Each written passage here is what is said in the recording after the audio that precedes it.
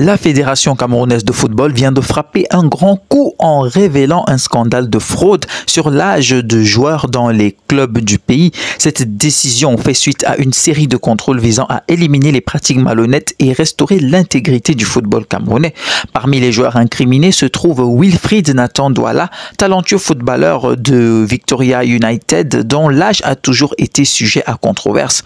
Sélectionné pour la dernière Coupe d'Afrique des Nations en Côte d'Ivoire, il avait été présenté comme un jeune prodige de 17 ans. Sauf que des doutes persistaient quant à la véracité de cette information, notamment en raison de son apparence physique. Après des investigations approfondies, la FECAFOOT a confirmé que Wilfried Nathan Douala avait bel et bien menti sur son âge. En conséquence, le joueur est exclu des play-offs du championnat pour double identité. Samuel Eto'o, président de la FECAFOOT, avait affirmé que la lutte contre la fraude sur l'âge des footballeurs était une priorité pour l'instance dirigeante du football camerounais. Cette initiative vise à mettre fin aux manipulations des documents officiels qui ont entaché la réputation du football dans le pays par le passé.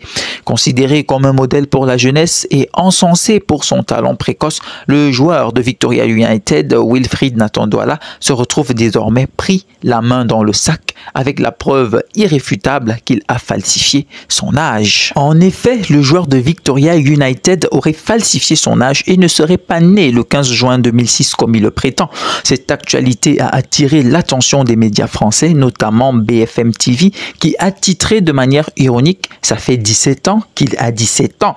En d'autres termes, Nathan Douala aurait en réalité 34 ans selon les informations relayées par la presse française. Face à ces accusations, le club de Victoria United a immédiatement réagi en prenant la parole à travers son directeur pour affirmer leur innocence. Le club nie toute implication dans des actes de fraude d'identité et affirme que les joueurs concernés sont également victimes de cette situation. Des démarches ont été entreprises par Victoria United pour prouver leur intégrité et lever les suspensions injustes qui pèsent sur leurs joueurs. Le club entend rétablir sa réputation et démontrer sa transparence dans cette affaire délicate. Wilfried Nathan et les autres joueurs concernés devront donc fournir des justificatifs solides de leur âge réel pour espérer participer aux compétitions à venir.